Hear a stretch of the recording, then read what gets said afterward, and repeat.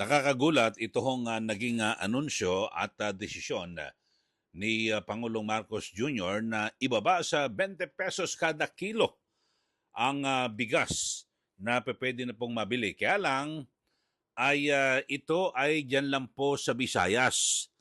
At ang pinakamatindi pa ho, mga kababayan, ay sa panahon po ito ng kampanya. Comelec, ano ho kaya pwede masabi niyo ho rito? Kasi hindi po maialis na isipin na baka may kinalaman po ito sa eleksyon. Ito hong pagpapababa sa 20 pesos ang kada kilo ng bigas dito po sa ating bansa. Baka pa pwede naman na patapusin na lang po ang eleksyon. Sa May 12 o May 13, i-implement ka agad ito hong murang bigas. O kaya naman, wag lang ho sa Visayas. Dapat buong bansa na. Visayas, Mindanao at maging sa Luzon, di po ba? Para patas po at lahat po makikinabang. Pero dito ho mga kababayan ay kasi ito ho ang pangako ni Pangulong Marcos Jr. na 20 pesos kada kilo. 'Di ba? Noong panahon ng kampanya. Pero ngayon po ay kanyang tuto pa rin. Kaya lang mag-aabono ho tayong mga taxpayers, mga kababayan. Aabot po sa tinatayang nasa 4 na bilyong piso, 4 billion pesos ang iaabono o subsidiya dito po sa proyektong ito na P20 o 20 pesos na kada kilo ng bigas na ibebenta, pero sa ngayon ay sa Visayas lang muna. So kaya ito hong si VP Sara Duterte talagang hindi mo may alis na magduda mga kababayan, dahil sa, di ba, nataon pa ho na ngayon po ay panahon ng kampanya at base sa mga survey ay naapektuhan at bumababa, di ba, yung rating no ng mga kandidato ng administrasyon. At mas matindi ho rito, mismong si Pangulong Marcos Jr. Lagapak po yung kanyang rating, 'di ba? 25% lang ho. Nako, grabe ho ito, no? At siyempre, kung ang kandidato ay mababa na sa rating, tapos ang magi-endorse sa kanya ay bagsak din, ano mangyayari? So ito ho, kaya hindi po may alis na magkaroon po ng hinala na baka may kinalaman kaya ho ito sa kampanya, ito hong 20 pesos. So nagtatanong lang ho tayo, maganda ho siguro, tingnan din ho ito ng Comelec, di po ba? At sila po yung nagbabantay kasi meron po silang resolusyon na dapat ho patas-patas yung mga kandidato at hindi natin alam kung ito ho ba ay magsisilbing bentahe sa mga kandidato ng administrasyon. So pakinggan ho natin, may binabanggit ho si VP Sara, ito ho pakinggan ho natin. Pesos per kilo lang. Bakit 20 pesos per kilo lang dito sa Visayas? At bakit merong meeting sa Cebu Capitol ang lahat ng mga governors o karamihan ng mga governors sa Visayas? So baka may problema sila sa boto dito sa Visayas.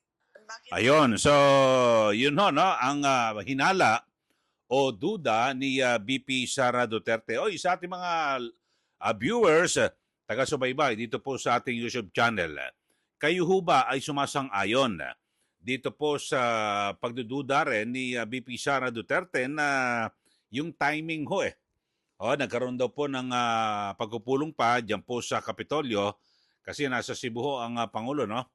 At yun ho, inilunsad ito hong 20 pesos kada kilo. Alam nyo ho, ang pagkakaalam ko ho, mga kababayan, sa pangako ho ng Pangulo na gagawing 20 pesos, dapat ho yung normal na natural na wala pong subsidiya ang gobyerno na talagang ganun po magiging presyo ng bigas sa lahat po ng pamilihan dito po sa ating bansa.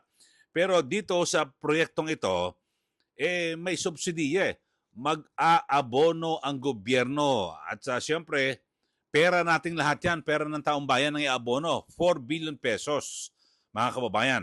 At ang una makikinabang ay yung mga taga-Visayas. Kaya sabi nga po ni BP Sara, bakit kulang ba ang boto nila sa Visayas? So, yun po ang mga tanong.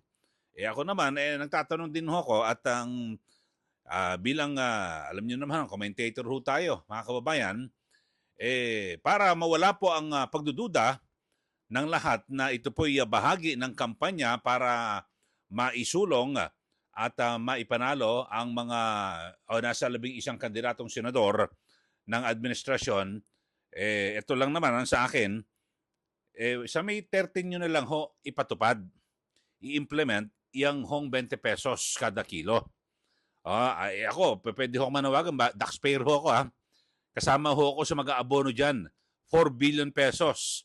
So pinakamainam ho at para maalis na rin po sa balag ng alanganin mismo si Pangulong Marcos Jr. ay Mayo at 13 nyo na po ipatupad yan hong 20 pesos para wag naman po sabihin na ginagamit di umano ang nasabing programa para ikampanya yung mga kandidato ng administrasyon. Para mas maganda lang ho, di ba? Ika nga para wala na, tanggalin na ho natin yung mga posibleng pagdududa. Samantala, eto ho, at babanggitin ho, sabi nga ho ni Agriculture Secretary Chu Laurel, Visayas lang daw muna uunahin at ipatutupad din ho yan sa buong bansa hanggang sa 2028. Pakinggan ho natin itong report sa GMA7 sa 24 oras. Ayan Pero ang murang bigas, mabibili lang muna sa mga piling lokal na pamahalaan sa Western, Eastern at Central Visayas sa susunod na linggo. Nasa Cebu si Pangulong Bongbong Marcos kung saan pinulong niya ang mga gobernador doon. Sa ngayon nga, we're not here because mas maraming ang nangailangan sa mga regions na yon. But of course, ang eventual intention nitong programa na to, once we sort out all the issues logistically and para makita talaga how to operate it, launch it, and manage it, nationwide to eventually. Ayon kay Agriculture Secretary Francisco Chu Laurel, bumaba na rin naman daw ang presyo ng bigas sa world market at ngayon nasa 32 to 33 pesos ang presyo sa merkado. Ang diferensya sa presyo, pupunuan ng subsidy mula sa gobyerno. Usapan na isi-share yun, yung gap na yun between the national government and yung selected LGUs that will be participating in the program. So, kung 13 pesos yung gap, 33, maging 20, so 650, ang shoulder will be DA through FDI, through terminal, and the 650 will be shouldered by the participating LGU. Maaaring umabot daw na mahigit 4 na bilyong piso ang iluluwal na subsidy hanggang Disyembre. Hindi rin lahat ng LGU may kakayahang mag-abono para rito. Okay, so yun ho mga kababayan, aabot to sa 4 billion pesos ang iluluwal o iaabono ho ng gobyerno. Ibig sabihin, tayo ho mga taxpayers ang mag-aabono rito, mga kababayan. Kasi sabi naman bumaba na raw po ang presyo ng bigas sa pandaigdigang pamilihan, 33. So ginawa ho nilang 20 pesos, yung 13 pesos, yun po ang pag-aambagan ho natin ng mga Pilipino. Yun ho mga kababayan. Okay naman ho ito, makatutulong po ito, yung programang ito sa mga kababayan natin, na mga mahihirap. Pero, suggestion ko lang naman ho ito. Suggestion. Pagkatapos na po ng eleksyon, para mawalan po ng mga hinala na mayroong kulay politika ito hong programang ito, di po ba? Yun lang naman ho, yung sa akin, at yan din hong hinala ni BP Sara. At nagkaroon daw po ng pagpupulong dyan po sa Cebu, yung karamihan o halos lahat po ng mga gobernador. Sana isinapubliko nyo ho yung pagpupulong at malaman ng taong bayan kung ano na pag-usapan. Baka naman, siyempre, di ba, ialis na mag-isip ng iba. Baka naman nangampanya ang Pangulo ron at sinabi, 20 pesos kada kilo at siguradong makatutulong ito sa inyong kampanya rin, sa inyong mga tinatakbuhang posisyon. Baka ganon. So, hindi ho natin, wala ho nakakaalam Malagi ko, magdilik naman ho yan. O yung ating mga listeners, yung ating mga viewers, baka naka-attend ho kayo dyan sa meeting. Paki-PM naman ho ako para malaman natin kung ano napag-usapan at kung ito ho ba may kinalaman sa kampanya po sa eleksyon. Dahil sa alam naman natin na ang Cebu, probinsya po ng Cebu ay, malaki ho ang niyan. Yan po ay isa ho sa mayaman na boto Nasa 20% to ng mga registered voters ang nanggagaling sa probinsya po ng Cebu. O lahat, yung buong probinsya, no? Cebu City at 'di ba? At sa may Mindanao naman ay nasa 24%. So yung Cebu province at Visayas so nasa 20%. Visayas region. So yun ho, mga kababayan, at abangan ho natin sana kung ipatupad ho ito, May 13 na. Kasi May 12 po yung election. May 13 na. Or, kung gusto nyo talagang i-implement ho ito, lahat na nationwide. Ngayon na.